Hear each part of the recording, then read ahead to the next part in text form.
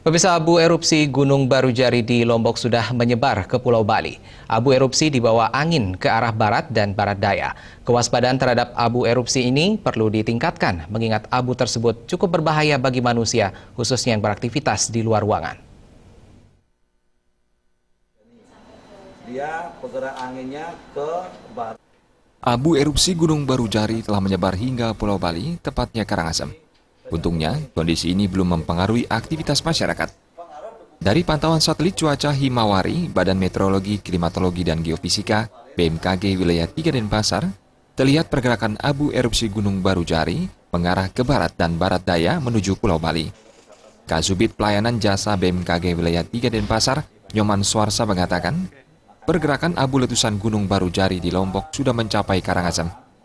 Abu vulkanik telah menyebabkan Bandara Internasional Ngurah Rai ditutup untuk sementara waktu. Bandara baru dibuka kembali tergantung arah dan kecepatan angin. Kami informasikan kepada masyarakat Bali khususnya ya, bahwa dilihat dari gambar atau citra satelit cuaca Himawari, bahwa memang benar terjadi letusan Gunung Barujani yang ada di Lombok. Sedangkan dampak letusan itu, sebaran debu vulkaniknya sudah mengarah ke daerah Bali. Laporan dari beberapa teman, ada beberapa grup lain di BPBD provinsi sudah terjadi di daerah Karangasem, dan laporan dari masyarakat sudah terjadi di Negara.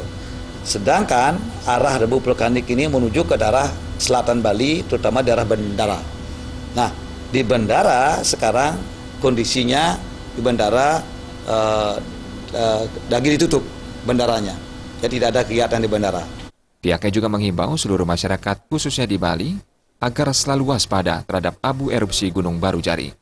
Masyarakat Bali, khususnya di daerah yang sudah dijangkau abu erupsi, disarankan menggunakan masker saat beraktivitas di luar ruangan untuk menghindari hal-hal yang tidak diinginkan seperti gangguan pernafasan.